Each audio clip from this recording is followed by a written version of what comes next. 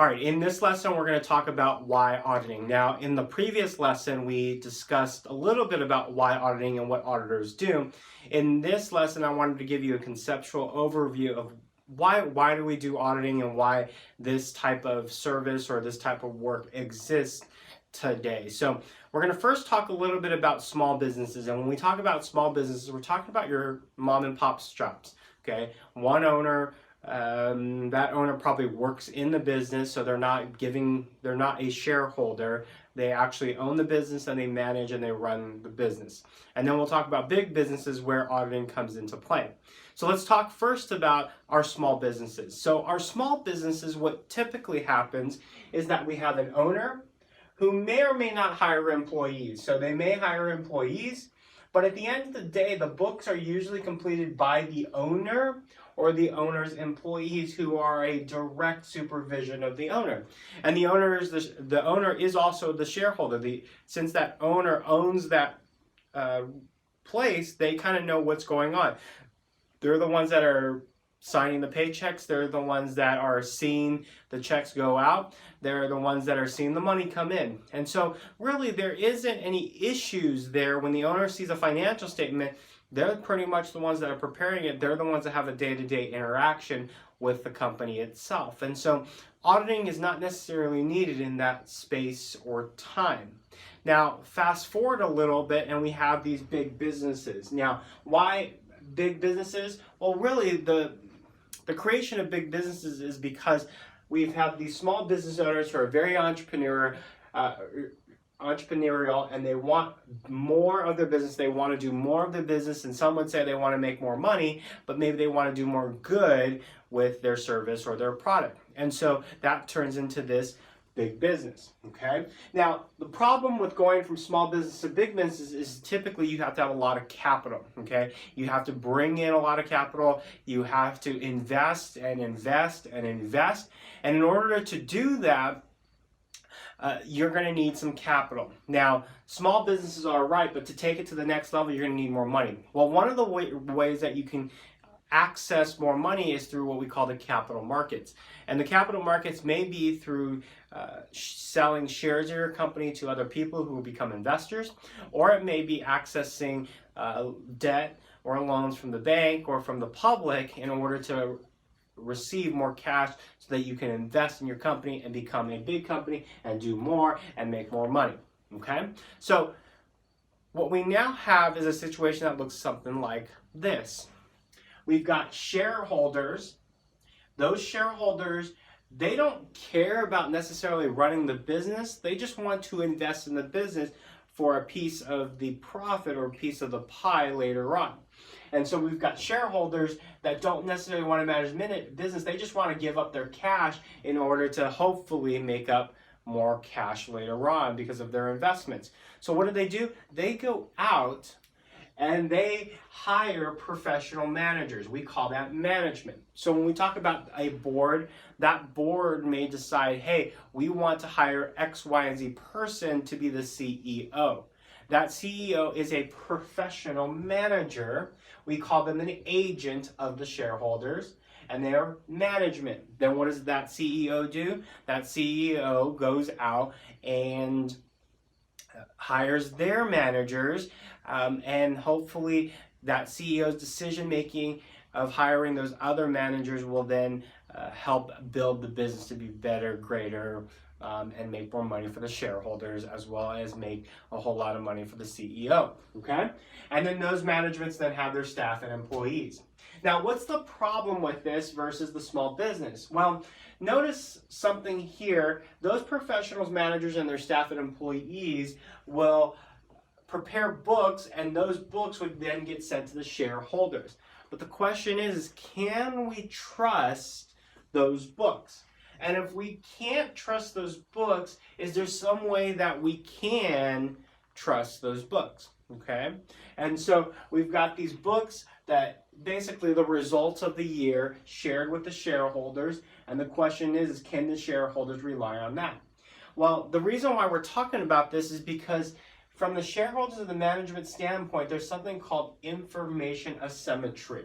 Now, what is information asymmetry? Well, information asymmetry is the idea that someone has more information than you do. Okay? So who's going to have more information about the business, the shareholder or the management? Well, it's going to be the management. They're working day in and day out in the business, creating product, doing things in the business. They're going to have more information than the shareholders. Now, does management want to tell the shareholders every single thing? Well, no, because if they told the shareholders every single thing, there may be a competitive disadvantage with their own competitors. And so they want to be able to give the results to the shareholders, but they don't want to give them every single detail, okay? And so because of that, there's some information asymmetry. Now, to give you a good broad example of information asymmetry, let's look at sellers and buyers. Okay, let's say you have a used car and that you want to sell it. Well, who has more information about that car? Well, you would have more information about that car. So who would not have all the information about that car? The buyer. Now, do you want to tell the buyer every single thing about that car? Probably not, because if you told them every single little ding about that car, what is that buyer going to do? The buyer is going to negotiate a lower amount for that car, okay? Or may not even want to buy it at the end of the day. And so the seller, you, have more information than the buyer, and so there's some type of information asymmetry. So if you're the buyer, what could you do in that situation to minimize the information risk? You might have your mechanic go out and check out the car. You might take the car to a dealership to have them evaluate it. You'll pay them maybe $100 to evaluate the car, but giving that evaluation gives you a third-party independent review of what's going on. Well, that's the same thing here, right? So management and the staff is preparing these books, and the shareholders are going to use it from an accountability standpoint of seeing how well management is managing the business. But we can't trust that because obviously what does management want to do? Management wants to make sure that the books look perfect so that they can keep their job and their position and maybe get big bonuses. And so they may have a little bit more incentive to tweak the books a bit to make them look a little better. Now, all of course within the confines of US GAAP. And someone would say, well, how does that work? Well, estimates, okay? There are a lot of estimates in the financial statement. You could theoretically shave off of estimate here and there to make your quarterlies look better, okay? So what do? Well, what we do is we try to use audit. We audit the books to give us a third-party independent review of the books before they go to the shareholder, just like a buyer may have an inspector or may have a mechanic come and look at the car before buying it from the seller because of the information asymmetry. Okay? So when we say why audit? Well, why audit? It's because shareholders and management, shareholders is entrusting the business to management. Management has incentive to maybe cook the books. And so how do we know the books are done properly? We get a third-party entity involved, an auditor, to audit the books and give an opinion on the books. And once they've done that, then we as investors or shareholders have a little bit more trust in the books at the end of the day. So that's what it's all about. Now, if we are here, okay, and we need to access the capital markets and we release these books, if we're a potential shareholder, how do we know that we can trust those books?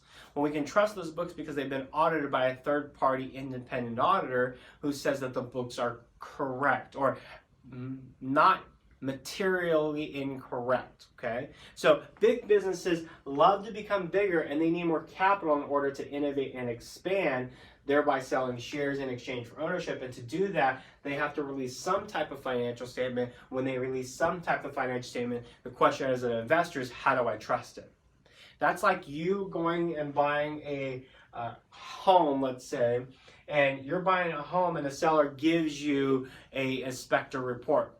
Well, that's their own, that's the seller's inspector report. How do we know that we can trust that inspector? I mean, they're the ones that hired them. So what do we need to do? We need to go out and hire our own inspector to make sure that the inspection report is done by a third party that is not influenced by the seller. So in this lesson, I wanted to go through in a conceptual overview of why auditing has come into fruition the way it is, talk a little bit more about this information asymmetry, the information risk. There's risk in the information being provided by staff and management to the shareholders, and help you understand at the very core level, why are we doing audit, so that you have a better lens when you're looking at, when you're doing the audit, evidence gathering and analysis and the opinions in the later section. So this section is all about what is or why we do auditing.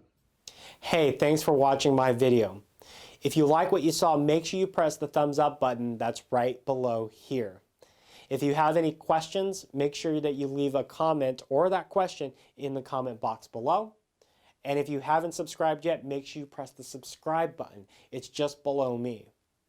Hey, if you want more videos like this, make sure you go to www.patrickleemsa.com to see more videos like this, or if you just want to learn more about accounting.